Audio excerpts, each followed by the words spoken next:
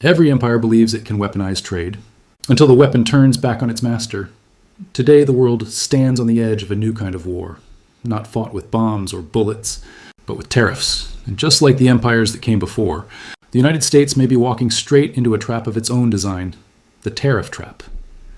This is not the first time trade wars have rewritten the world order. History tells us, when nations close their markets, they also close their futures.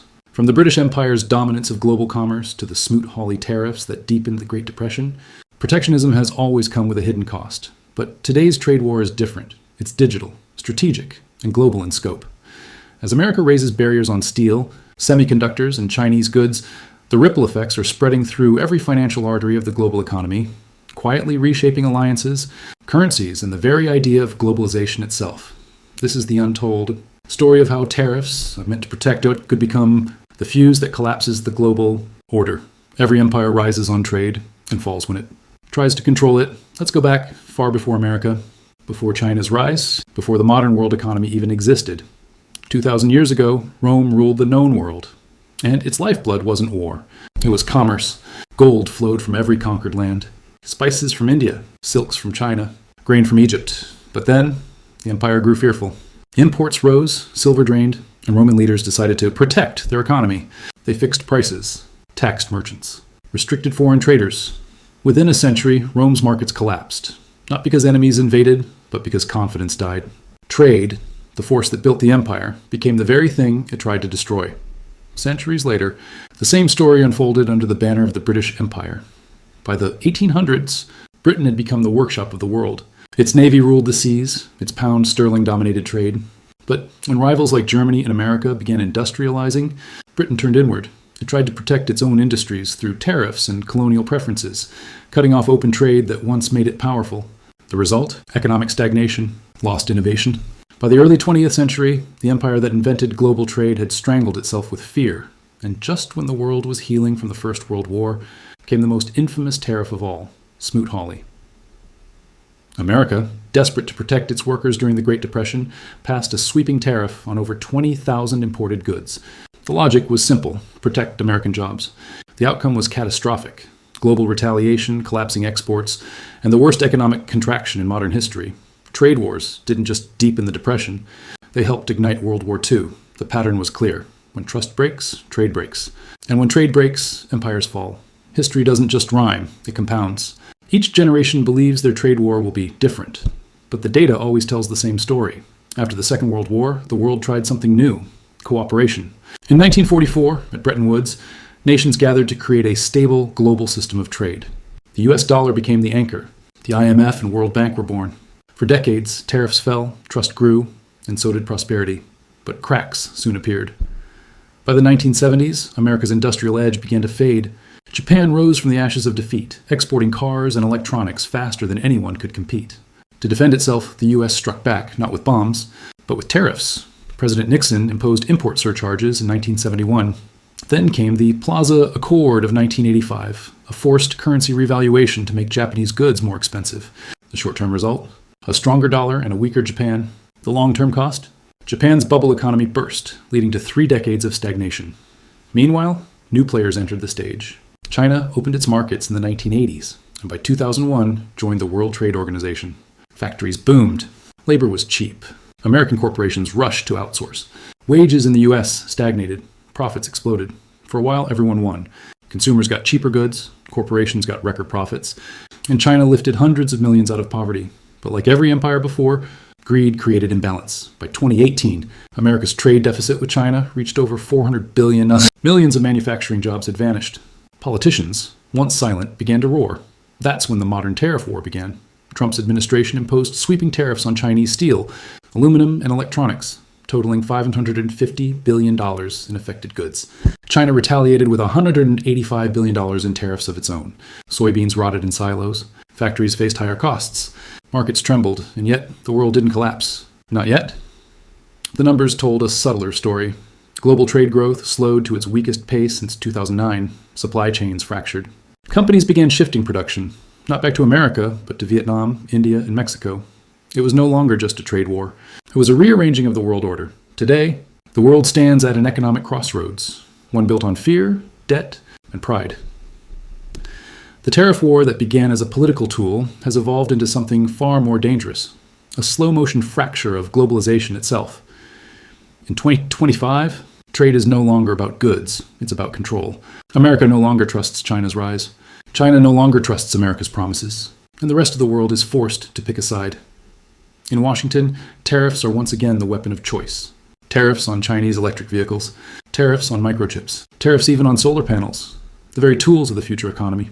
It's a return to protectionism masked as patriotism, but the effects run deeper than politics. Every tariff adds friction. Every sanction adds division. And the world economy, once a machine of infinite motion, begins to slow. Consider this. Global trade as a percentage of GDP has fallen from 61% in 2008 to just 52% today, the sharpest drop since the Cold War. Foreign direct investment has shrunk by half since 2016. Shipping routes are shifting. Currency blocks are forming. Meanwhile, China plays a longer game. It's quietly building a parallel economic world, a network of influence from Africa to the Middle East. The Belt and Road Initiative, once dismissed as symbolic, now controls over 60% of global infrastructure financing. Payments are increasingly made in yuan, not dollars, and that's where the real danger lies. The tariff war is not just about steel or semiconductors, it's about monetary dominance.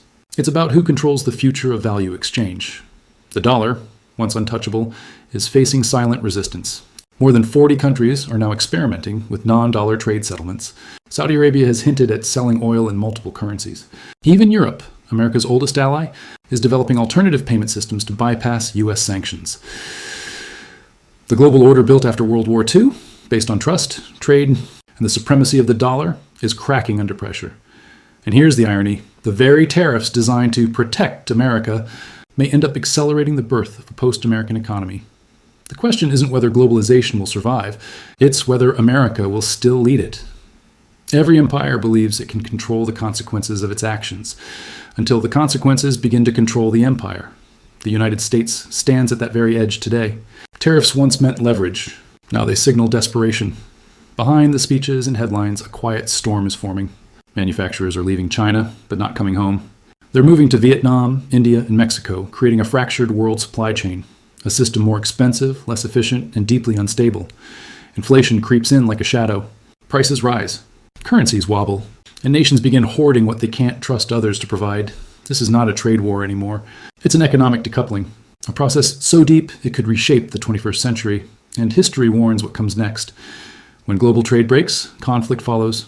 In 1930, the Smoot-Hawley tariff didn't just collapse world trade, it fueled political extremism and war. In the 1970s, oil shocks shattered global trust, leading to inflation, debt crises, and coups across developing nations. Today, we're watching a similar chain reaction, but on a planetary scale. The risk isn't just a recession. It's a reset. Imagine a world divided into two economic planets, one revolving around the US dollar, the other around China's yuan, each with its own technologies, energy systems, and allies. Each suspicious of the other, each ready to weaponize economics into warfare, and in that world, neutrality will be impossible. Every country, every company, every individual will be forced to choose a side. This is the silent countdown no one is talking about. Because unlike traditional wars, this one doesn't explode, it erodes, bit by bit, tariff by tariff, policy by policy. Until one day, the world wakes up to a new reality. A broken global order, too divided to rebuild and too proud to admit defeat. And the collapse won't begin with tanks or missiles.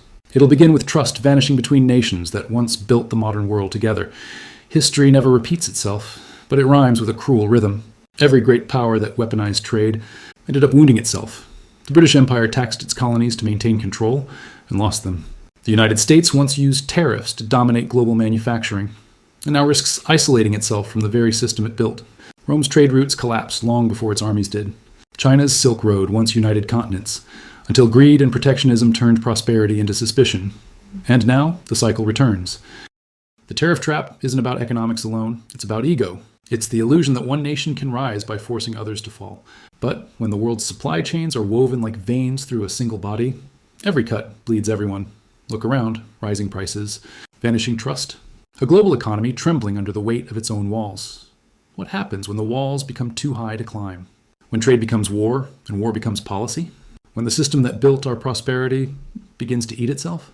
We are standing at a hinge in history, one decision away from stability or spiral, one tariff away from a global fracture that may take decades to repair, and yet, within this chaos lies opportunity. Every collapse, every crisis, every reset rewrites the rules of power. Nations that understand interdependence, not isolation, will inherit the next age. Those that learn cooperation through strength, not dominance through fear, will shape what comes after the fall. The lesson is ancient but urgent. Trade is trust. And when trust dies, civilization soon follows. So the real question isn't about tariffs or trade wars or even America's future. It's this: can humanity survive another empire's economic arrogance? Or have we already stepped into the next great unraveling, where the price of power is the world itself? This is the Tariff Trap,